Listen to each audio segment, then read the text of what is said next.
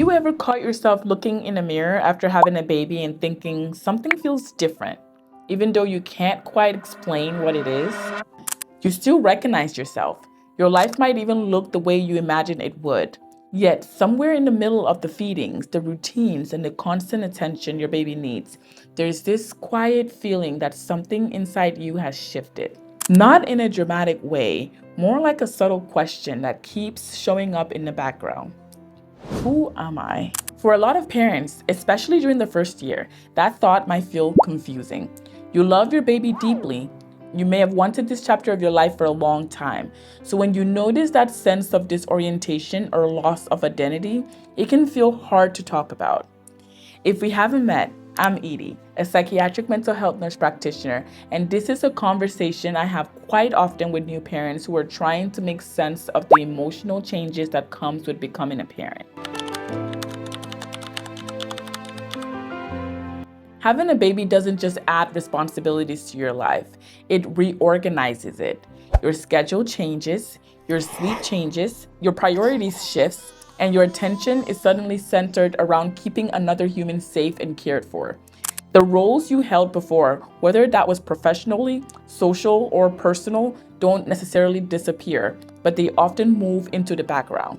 That kind of shift can feel disorienting. Before becoming a parent, most of your decisions revolved around your own needs, your time, and your goals. After a baby arrives, many of those decisions revolve around someone else. Even when the transition is wanted and meaningful, that change can still feel overwhelming.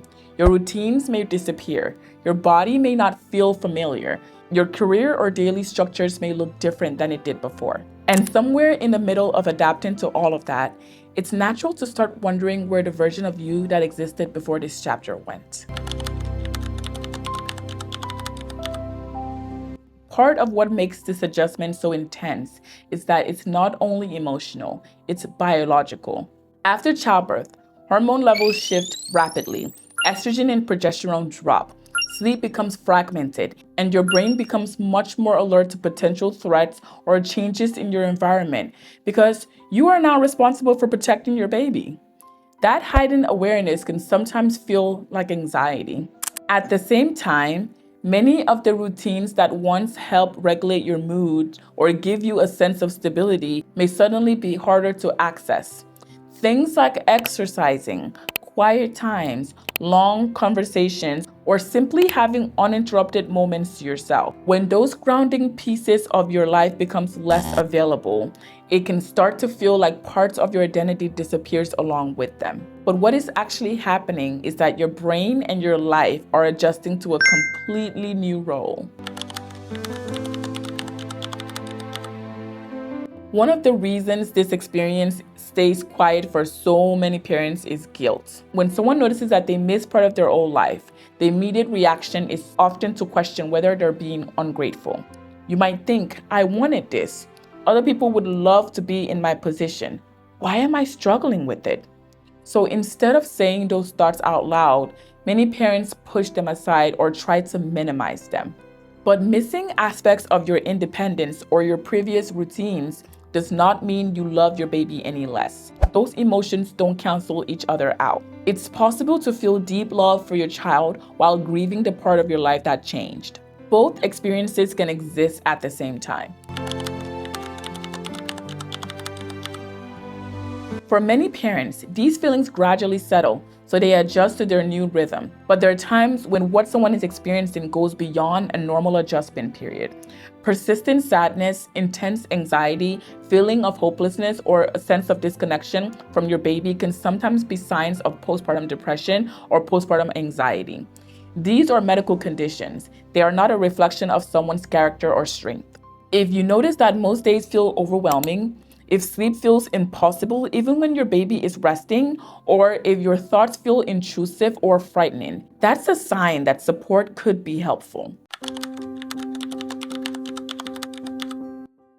Over time, most parents discover that identity shifts after having a baby isn't about losing themselves. It's about integrating the person that they were before with the new roles and responsibilities that have come with parenting. That process rarely happens all at once. It tends to unfold gradually. Often, it begins with small things, reintroducing pieces of your routine, having conversations that aren't centered entirely around parenting, moving your body again, or allowing yourself to ask for help when you need it. Those moments may seem small, but they help rebuild the sense that your life still includes you. And that balance becomes easier to find with time and support. If you are in this season of life and you've noticed that quiet question about who you are now, you're not alone in that experience.